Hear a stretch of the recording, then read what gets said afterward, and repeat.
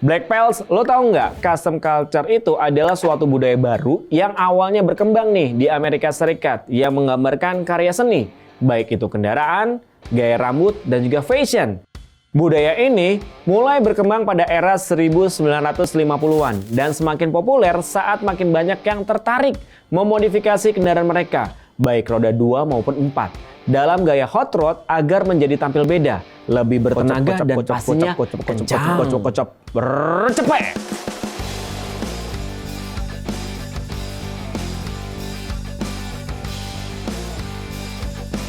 Custom culture ini berkembang ke berbagai negara, tak terkecuali di Indonesia.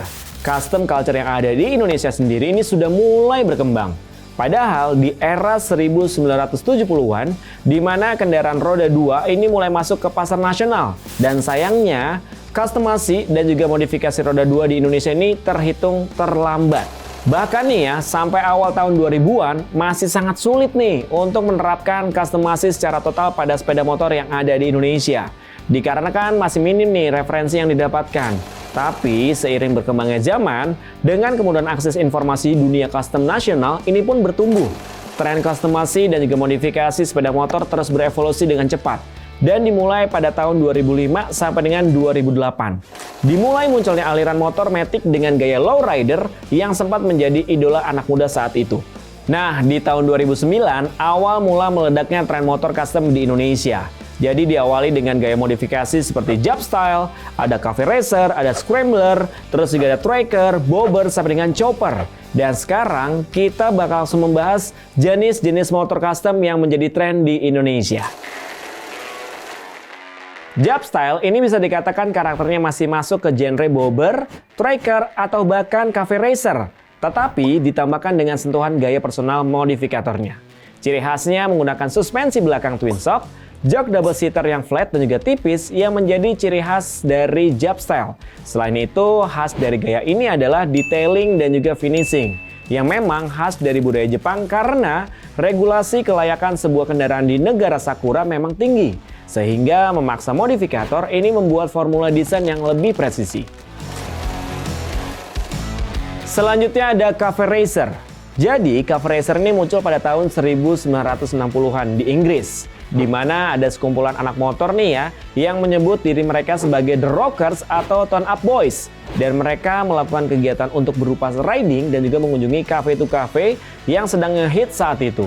Seperti BZB Cafe yang ada di Watford atau di Ace Cafe yang ada di Stonebridge. Dan cafe racer juga sebenarnya adalah istilah untuk anak muda yang hobi nongkrong di cafe. Lalu balapan motor dari satu kafe ke kafe lainnya dengan kecepatan sampai dengan 160 km per jam. Kebayang ya kalau misalnya namanya itu warung racer. Jadi balapannya warung tuh warung kali ya.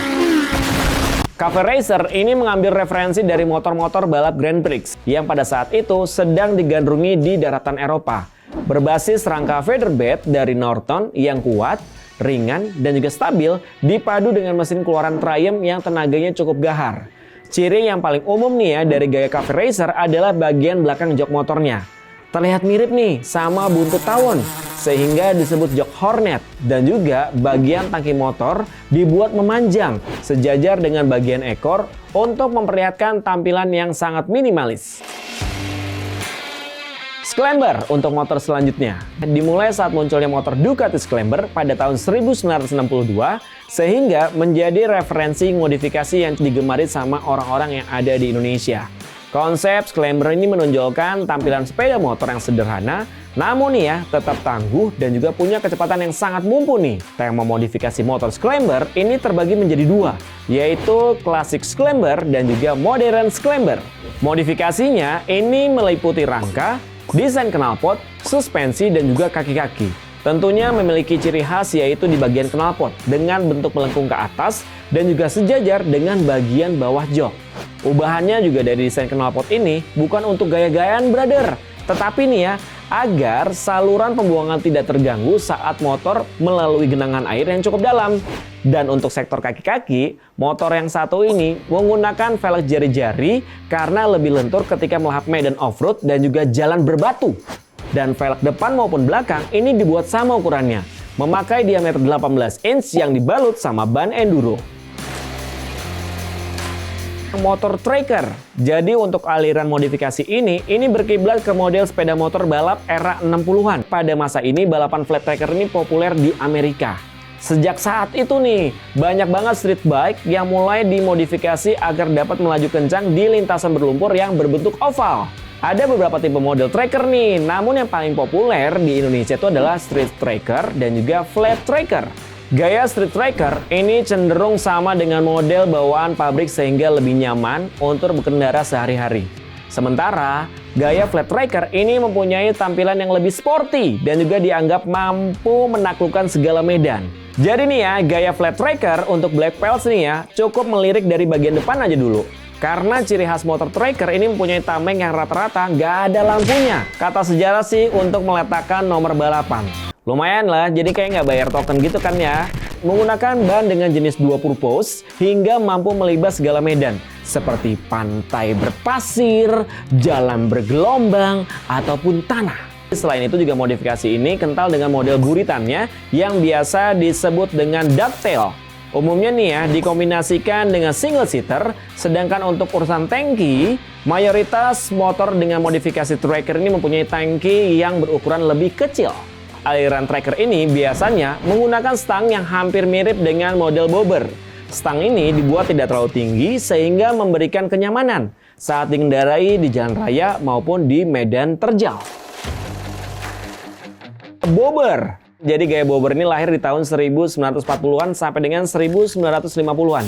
Dimulai dengan banyaknya tentara Amerika yang pulang dari medan perang. Wah keren ya, pulangnya itu nggak naik helikopter tapi naik motor, mungkin lebih hemat kali ya. Hal tersebut ini dilampiaskan dengan aksi kebut-kebutan semasa perang menggunakan Harley Davidson yang tipenya itu WL. Nah, istilah bobber ini berasal dari kalimat bobbing yang berarti memangkas rambut. Sebentar. Ini maksudnya gimana sih? Jadi maksudnya kita ngepangkas motor apa gimana ini?